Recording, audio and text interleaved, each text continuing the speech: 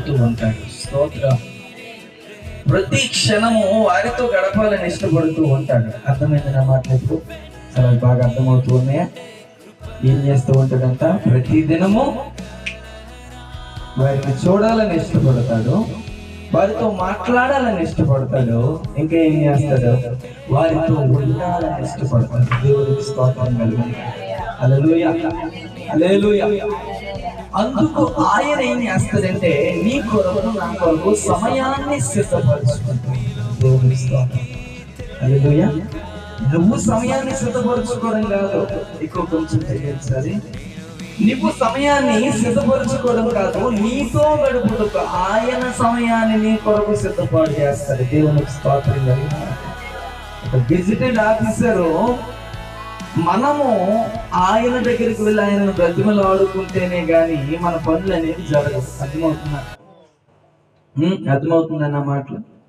అటువంటిది అధికారులకే అధికారి ఆయన. దేవునికి స్తోత్రం. హల్లెలూయా. రాజులకే రాజు ఆయన, ప్రభువులకే ప్రభు ఆయన. సకల దేవతలు ఆయన ముందు ఏం చేస్తాయంట? సాగిల పడతాయంట. సకల దేవతలు ఆయన ముందు నమస్కరిస్తాయంట. అటువంటి దేవుడు నీ కొరకు నా కొరకు ఏం చేస్తాడంటే నీతో మాట్లాడడానికి, నీతో ఉండడానికి, నీతో సంభాషించడానికి, దేవునికి స్తోత్రం, నిన్ను చూడడానికి, నీతో నడవడానికి, నీతో తినడానికి, నీతో ఏకీభవించడానికి, నీతో పాటు నీతో సహవాసము చేయడానికి ఆయన ఏం చేస్తాడంటే సమయాన్ని సిద్ధపాటు చేసుకుంటాడు. చప్పుడు కొడతారు ఒకసారి. దేవునికి స్తోత్రం కలుగును గాక.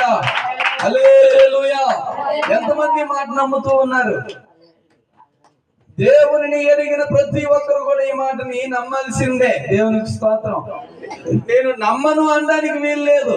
దేవునికి స్తోత్రం కలుగును గాక. ఎందుకు? ఆయన ప్రేమ మనకి తెలుసు. ఆయన ప్రేమ ఎటువంటి ప్రేమ? మార్పు లేనిది. దేవునికి స్తోత్రం. ఆయన ప్రేమ ఎటువంటి ప్రేమ అంట? మార్పు లేనిది. ఆయన ప్రేమలో కల్మషం అనేది లేదు.